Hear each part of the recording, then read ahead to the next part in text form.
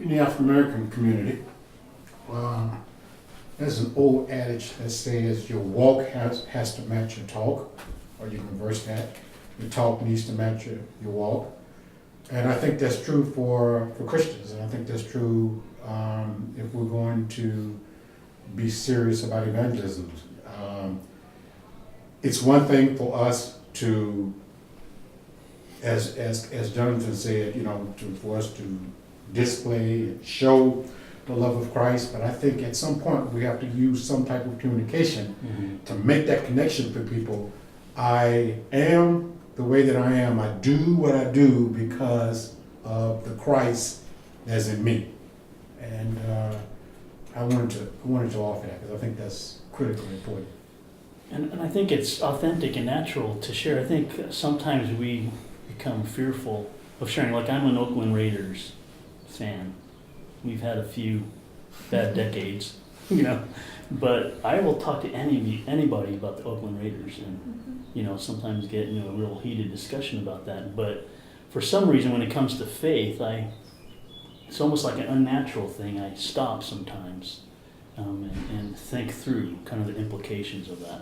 When I think it's a natural thing, if we're interacting with people, to share what is the most important thing in my life, my faith and Christ and the message of love and care that God has for people. So yeah, I think I don't think it needs to be a forced thing. I think we actually need to help people to begin to naturally share, just like they would other things in their lives.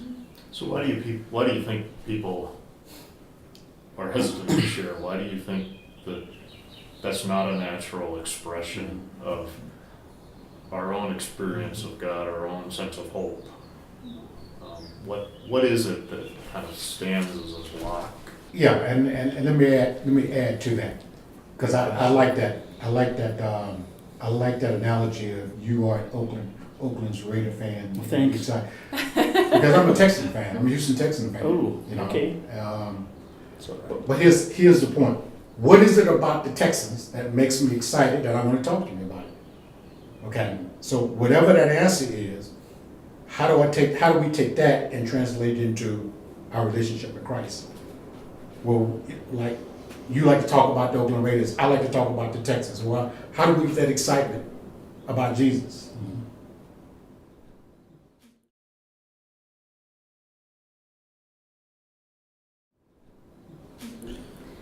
I think there are two things. I think the block. One is that culturally we've been told that we shouldn't infringe on other people's beliefs or their culture. Take whichever way you want to go at that question. And so that it's culturally inappropriate for me to tell you I believe X, because implication is that if you believe Y, you're wrong. Because in the debate between the Raiders and the Texans, one of you's wrong and one of you's right. I mean, if we're going to play that to the nth degree. And I think that culturally, certainly in Canada, culturally, that is a great taboo culturally, to tell someone on a faith issue or a cultural issue that they're wrong.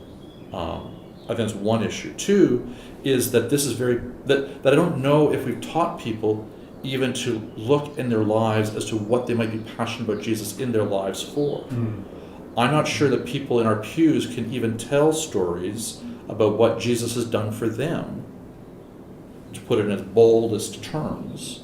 I'm not sure that people know how to articulate that, or would you identify that?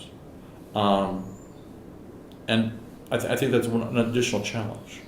No, I serve churches in the Southeast, and so a lot of my folks, their experience with evangelism was very confrontational or judgmental, if you will. If you don't believe this, you're wrong. And so they didn't want to be lumped in with those other people or their friends to think they were being judgmental. But I think as pastors and as church leaders, one thing I've worked on with my congregations and helping other congregations is to find ways to practice finding those stories and sharing those within the context of the congregation, within the context of small groups where it's safe. We need to have our folks begin to practice those stories sharing that within the community of faith, so that it can become more natural. And all of this, of course, happens in the context of relationships. So if you're in relationship with somebody deeply enough to be able to share other personal things, to help people know it's okay to share that, because that's just part of who they are. It's not offensive. It's just helping people to understand what makes them tick and how they've been formed and what influences their choices and how they live. It's not a judgmental thing at all. There's also a difference between telling our own story and telling others what to believe. Right. And I think we've been conditioned culturally here in the U.S., at least, to want to be instructive, to want to tell others and make a case for why this is the better thing for your life, or this is necessary in your life. And for me, underlying kind of our reliance on that is our level of actual trust in God. Because I think if we trust that God is working, we say God is working in the world, we say that all the time, and working in other people's lives. And if we really trust that God's working in those lives in a way that we can't, then our story will have power that we can't even begin to anticipate. So by hearing our confession of faith, our story of hope, our story of encouragement, and our story of being transformed by Christ's love, if we trust that God is working in those who are hearing, then they'll begin to make their own connections. They'll begin to ask questions then that we can respond to. They'll want to seek out a sense of finding a place in that greater story. So I think there's a big difference between how we tell our story, how we rely on God in that process, and whether or not we feel like it's our job to really tell people what belief means for them. That's not our job. I think another fear is people are afraid that people are going to ask them to, name the kings in chronological order in the Bible or something, or to name a biblical passage that they can't identify what that passage is. And I think also the fear is, we say that God is a loving, caring God, and then people are going to challenge us and say, if that's true, why is there suffering in the world, and how do we respond to that? And so I think that's another fear that people have as to why they don't want to share their faith.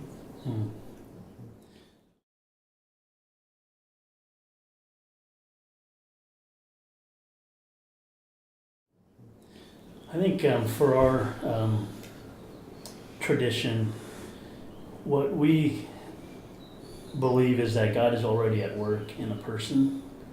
So it isn't like I'm bringing Jesus to a place or to a person, but that we think that God is already at work in someone's life through other people besides me, situations, other things happening in their life, and that I'm just part of God's reaching out or witness into this person's life. So for me, I try and help people, myself included, not feel pressure, that they're really part of something that God is doing in the life of a person that I'm interacting with. And going back to what Heather said, that's part of my whole life, not a compartmentalized part, not a evangelism strategy kind of thing, but it's part of living as a disciple of Jesus and seeing that God is at work in people, seeing the image of Christ in others, and just sharing kind of how I have experienced God, and also articulating the gospel in an honest way. What does it mean? What is the gospel story? It's the person of Jesus Christ, etc. And so that's part of it for us, is we think God is already at work, even before we show up. And I've heard that referred to as nudging, that God is already nudging people, and we just help them to see those nudges.